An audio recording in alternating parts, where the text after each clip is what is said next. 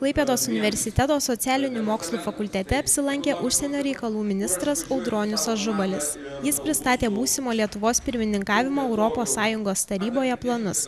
Vienas svarbiausių taryboje svarstytinų aspektų – energetinis saugumas. Energetinis saugumas ir Baltijos jūra tai yra neatsiejami dalykai, tai yra integralūs dalykai. Ir jeigu mes kalbame apie energetinį saugumą ir apie Baltijos jūrą, mes aišku kalbame apie ką?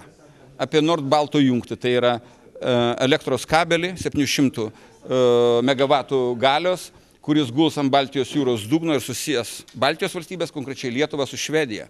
Tai yra bus vienas kanalas, kur galės eiti elektros energija pirmyn atgal. Tai yra ir energetinis saugumas, kita vertus tai yra projektas, kuris vysto patį regioną, nes tai yra ir pinigai ES. Klaipėdos universiteto studentai mano, kad susitikimas su užsienio reikalų ministru buvo naudingas.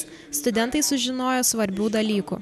Smagu išgirsti tvirtą ministro poziciją apie Lietuvos norą įtvirtinti savo energetinį saugumą, kuriant bendrus projektus su Skandinavijos valstybėmis, taip pat stiprinant dvišalius santykius su Jungtinėmis Amerikos valstybėmis, kalbėti apie laisvos prekybos sutartį.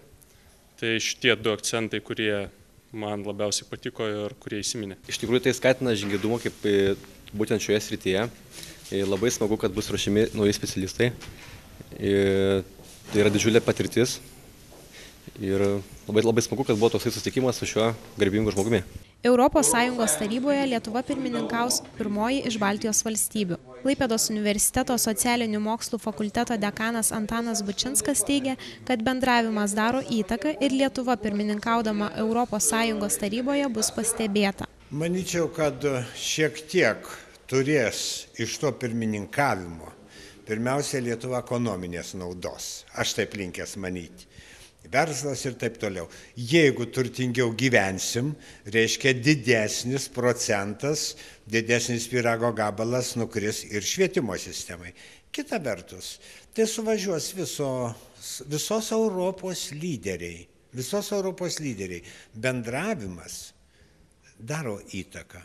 Klaipėdos universiteto rektorius susitikimą vertina teigiamai. Susitikimas su užsienio reikalų ministru buvo profesionalus akademinė prasme. Tai buvo profesionalus pokalbis, profesionalo išdėstytos mintys apie mūsų būsimą pirmininkavimą ES, taip pat apie aktualius Lietuvos užsienio, jos saugumo klausimus. Tai čia ką kalbėjo ministras. Per 6 mėnesius pirmininkavimo ES taryboje bus 3000 susitikimų.